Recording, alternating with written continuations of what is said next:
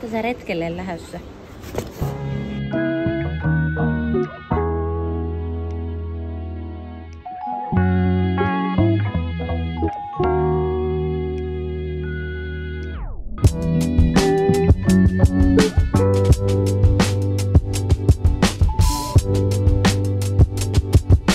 Mä toivon, että mä ostin oikeaan paikkaan ton bussilipun. Siis yritän nukkua yöllä bussissa. Ja se on ihan kauheeta, kun mä heräisin jostain ihan väärästä paikasta. Toivottavasti se ei lähde mihinkään Ruotsiin päin. No ei lähe. Ruotsin Ålesund on ihan järvan vieressä.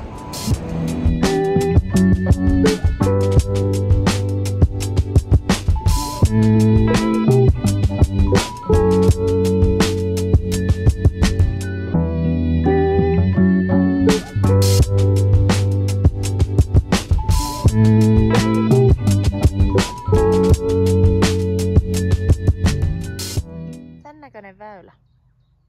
Tuolla on koria. Se on parneloinen, että sen periaatteessa voisi pelata tuota kautta. Mut kyllähän me nyt tosta yli lähdetään yrittämään ainakin tänään.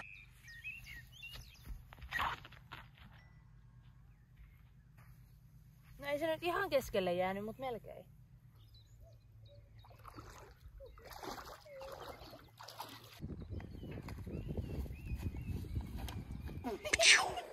Ei lähtenyt ihan. Nyt on ringissä. Ei ollut. Ei Kaikilla oli sama.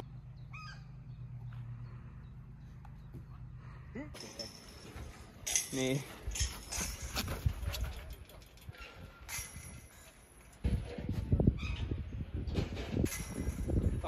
Taka-otti. Pirun hyvä. Haluatko sä esitellä sun bagi? Totta kai. Mä heitin 2 distansseja jo. Mulla on 1. Mulla on 2 putteria. 2 heittoputteria. 1 midari, toinen midari.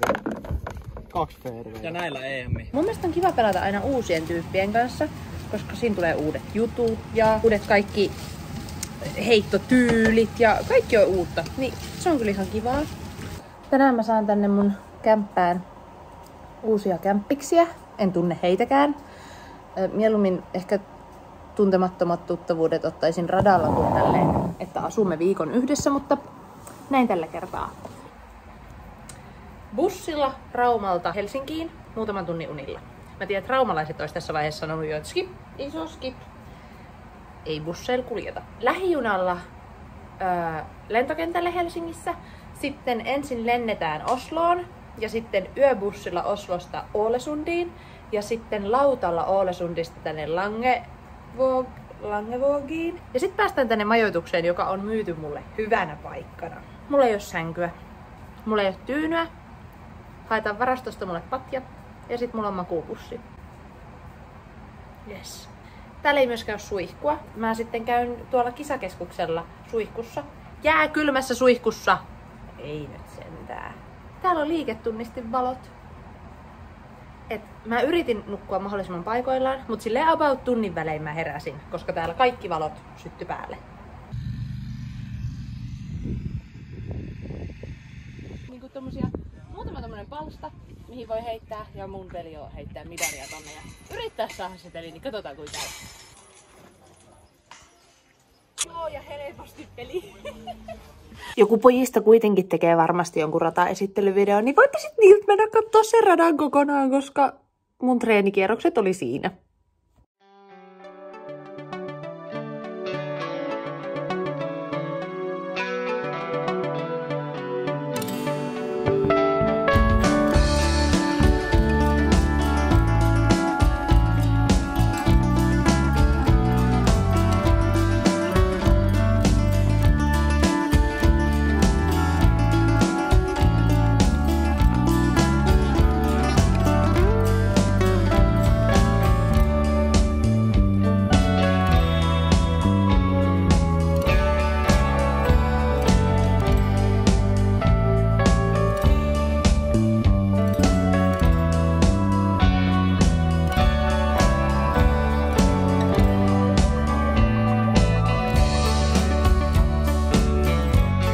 Nää sit oikeesti näyttää hienommilta nämä vuoret.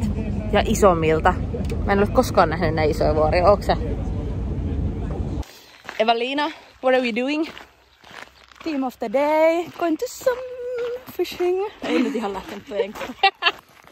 Anteeksi kaikille, nyt tuo Englanti ihan lähtenyt, mutta siis tosiaan kalaan ollaan menossa.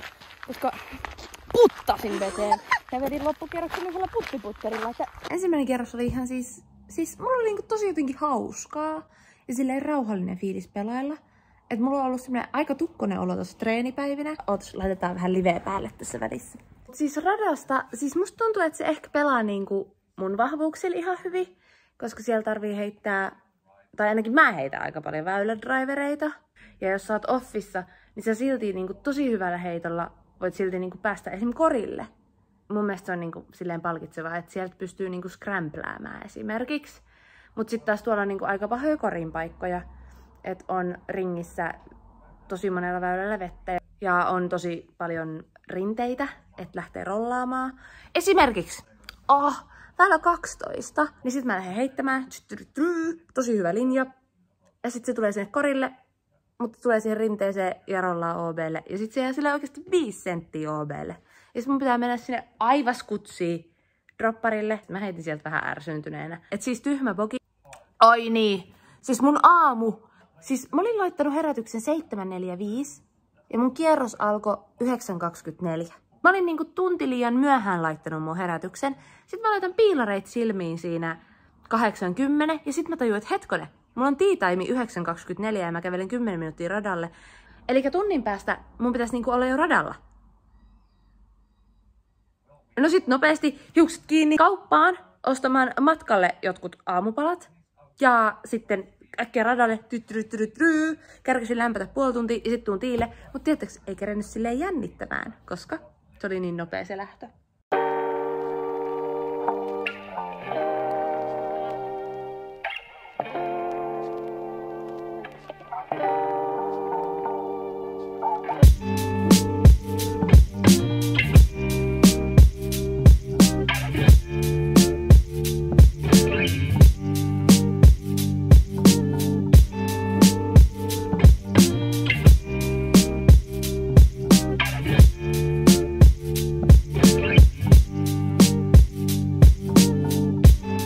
Nilkan ohi tai yli siirtymällä 17.18. Kyllä siinä itku tuli. Sellaista se on. Siis tosiaan oli niin kova tuuli, että vaikka on metrissä, niin sitä kiekkoa ei välttämättä saa sinne koriin. Puttasin kyllä keskelle koria, mut sit tuuli heittää sen pois sieltä.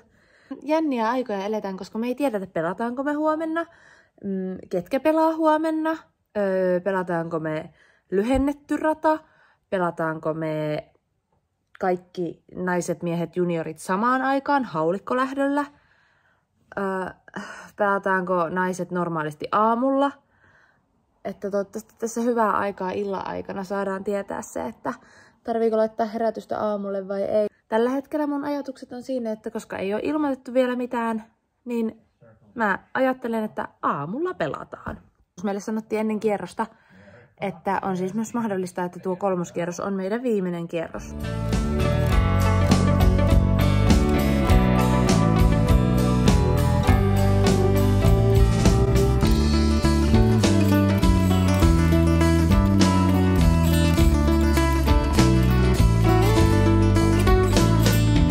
Pari päivää kisoista mennyt. Olin 7. Olin vähän pettynyt silloin kisan jälkeen siihen, koska musta tuntui, että mulla oli mahdollisuudet niin paljon parempaan. Mutta sitten taas toisaalta silloin finaalipäivänä tai finaalikierroksella mä päätin, että mun on pakko ottaa riskejä, jos mä haluan pelata mitaleista. Ja sitten jotenkin sinänsä mulla on ihan se ja sama, että onko mä 4. vai 7, jos mä en yllä sinne mitaleille asti. Et siellä oli pari semmoista puttia, missä oli pidempi pudotus takana ja tosiaan meillä tuuli aika paljon kierroksella.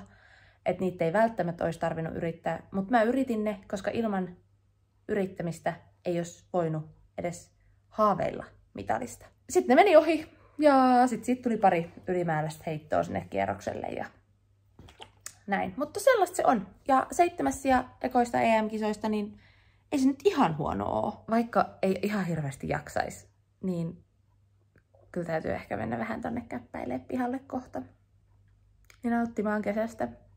koska ilmeisesti viikonloppuna taas sataa. Ehkä mä nyt sit lähden tonne pihalle. Moi moi! Niin piti vielä tulla kertoa siis eilen mun kotimatkan bussi. Se oli viimeinen bussi, mikä lähtee Raumalla Helsingistä. Se lähti 17.40 ja mä olin siellä 17.38 juosten aivan hikisenä. Sitten mun kuulokkeet levis sinne lattialle, säntäili joka suuntaan. Takana oleva oli vaan, että hei, että onks nää sun? Ja mä oon, että juu, on. Et semmoista.